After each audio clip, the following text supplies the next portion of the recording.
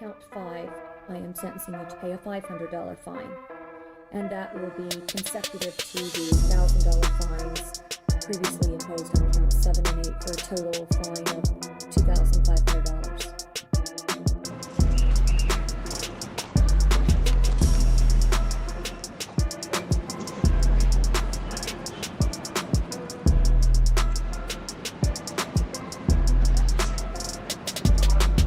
Floyd Mayweather just supposedly bought up like $400-something million worth of real estate. Correct. What's the point of buying 62 buildings? You buy a couple. I'm not 62. Money made all day. You know, right here, a light meal. Just another ordinary day, chilling in the EWB. Over there, counting up another million over there. Walk with me, ladies and gentlemen. Let me take you into my life. Talking about this $400 million property deal that he had been discussing here in New York City. Stephen A. Smith did not hold back this time, as he openly called out Floyd Money Mayweather after news broke that the FBI had seized assets tied to Mayweather's $600 million real estate venture. Stephen A. addressed the issue live on television. He spoke directly to Floyd with firm criticism and laid out the facts. Clearly, the ESPN analyst did more than question Mayweather's financial choices. He openly mocked them. He pressed the boxing icon for living loud and flashy instead of focusing on smart investments, saying the empire seems fueled by ego rather than real value, a financial scandal wrapped in shine. Floyd Mayweather is on an absolute real estate buying spree. I'm honestly having kind of a hard time keeping up with all this. Just listen to some of these headlines. All of these were posted just in the last 8 days alone. Floyd Mayweather lands $402 million deal to buy over 60 buildings in New York City. Mayweather puts $100 million in $3 billion JV. Mayweather buying a stake in former Versace mansion in Miami Beach. I knew this guy was rich, and it's no secret that he's been doing some big real estate deals lately, but he's absolutely on a roll right now. Different sources give different numbers, but Floyd's net worth is estimated to be as high as $1.5 billion, which makes him one of the wealthiest athletes in the world. Because of that, he's owned massive mansions in Las Vegas, Beverly Hills, and Miami. Floyd Mayweather is facing major trouble. Right now, he has been accused of being involved in a $42 million fraud case. The FBI has opened an investigation, and reports say that parts of his $600 million real estate portfolio have been seized. The claims have put his image as a sharp businessman at risk. Mayweather has denied all wrongdoing, but if the allegations turn out to be true, the damage could wipe out his fortune and seriously hurt the legacy he worked so hard to create. All right, now Floyd Mayweather Jr., there's a story circulating that Business Insider did talking about this $400 million property deal that he had been discussing here in New York City. But now, according to Business Insider, it's not what you think it is. They said there's no evidence there's been a sale of these properties, and it's 62 rental apartment buildings in Upper Manhattan. Here is what Floyd Mayweather had said at the time on a video that he posted on his Instagram. I love bringing the people into my lifestyle, showing the people how I live. Now, I know you guys see me on a regular talking about real estate. Well, lately, I purchased 62 apartment buildings in New York City. And what I need you guys to do, slide over and check out the photos. It's not all 62 buildings, it's a few buildings, but guess what? All the buildings belong to me. I don't have no partner. How Floyd Mayweather built a billion-dollar empire. Stephen A. Smith was able to see Floyd Mayweather's world up close, from luxury estates to rare cars and private jets. Yet beyond the spotlight, Mayweather has proven to be extremely smart with his finances.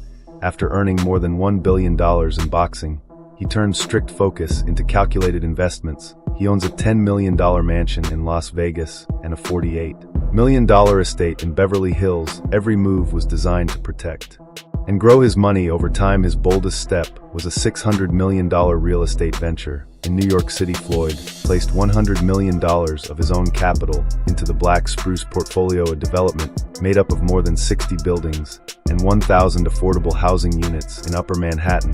This deal produces steady income along with major tax advantages, from once living in a small one-bedroom apartment to controlling vast property assets. Floyd Mayweather proves that luxury is not just for show, it is a calculated strategy for building lasting wealth. this is how long-term success is created. This all started with the announcement that Floyd was buying a $402 million multifamily portfolio called the Black Spruce Portfolio. A source revealed to The Real Deal that he went into contract to pay $402 million for a 1,000-unit affordable housing portfolio of more than 60 buildings. These buildings are concentrated in the Upper Manhattan area, and this deal would make for one of the city's biggest multifamily deals of the year. Anyways, we know Floyd is big on putting his money into commercial real estate deals, but a 1,000-unit multifamily portfolio is a massive buy, even for a guy like him. The question is, why would he, or anybody for that matter, be interested in buying all of these affordable housing units all at once? Well, for one, some of this portfolio is reported to offer a tax exemption due to the fact that the majority of the units are designated as affordable housing. For two, Mayweather shared that this deal holds some emotional significance for him and his Floyd Mayweather has purchased more than 1,000 affordable housing units in New York City, combining smart property investment with a purpose that is personal to him. He was raised in a small one-bedroom apartment in New Jersey, so this decision connects deeply to his past today. He is helping provide families with the steady housing he once did not have. These buildings qualify for tax incentives that help keep rents affordable for up to 40 years, turning a strong financial strategy into lasting community support. His investment comes as the city real estate market gains momentum with growing investor trust and increasing commercial activity. This is more than a deal, it represents legacy, influence, and long-term wealth creation together. I love bringing the people into my lifestyle, showing the people how I live. Now, I know you guys see me on the regular talking about real estate.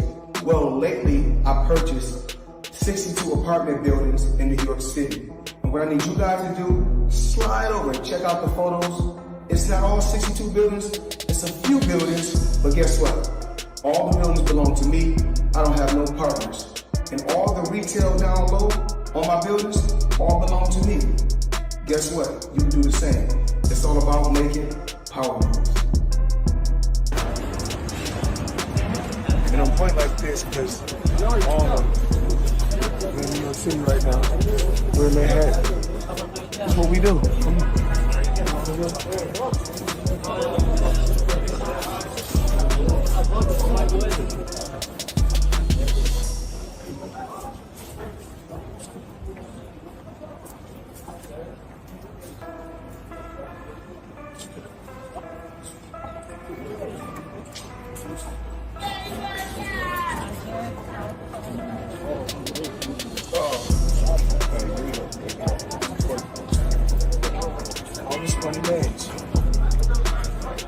No partners. So that's what all by myself.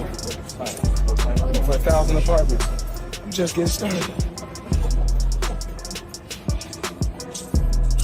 Floyd Mayweather made a bold $100 million real estate move, proving he does not only earn money in the ring, he makes it grow outside of it. His first property deal was simple: $5 million invested and $50,000 a month returned, which equals about a 12% passive income return, and no boxing required from there. He stepped into even larger projects. In 2024, he supported a $10 billion office portfolio alongside 6 01W companies with ownership stakes in major buildings across New York City, Chicago, and Jersey City, including towers linked to Amazon and well-known skyscrapers. Even while the office market faces pressure, Floyd focuses on buying at lower prices, upgrading properties wisely, and aiming for strong long-term returns. His mindset is simple, only powerful moves. He is not just increasing wealth, he is creating legacy, independence, and income that can last for generations.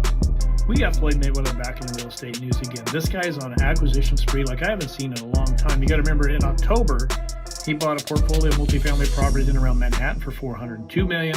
Well, this time he went all in on office property for a $10 billion portfolio. I got this out of Real Deal, by the way. Now, some of these properties that listed are 410 10th Avenue and Hudson Yards. You got Jersey City's Harborside Office Complex. You've got the Aon Center in Chicago and the old post office building in Chicago as well. So the portfolio includes a total of 18 buildings that take up to 10 million square feet of space. Now, he's not new to this. He's got office properties as well. He's got a pretty good portfolio so far. He's got 16 properties worth about $7 billion. He's going to add this portfolio to it.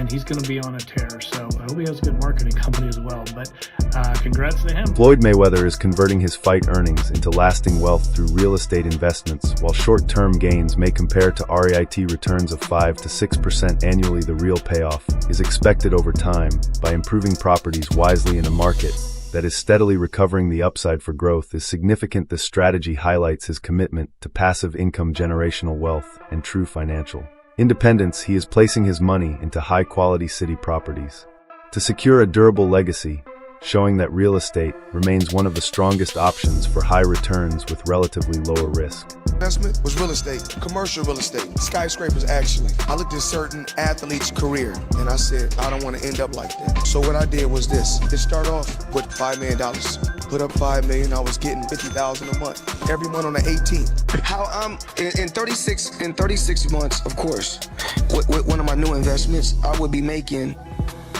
$300 million a month. But what investment is that?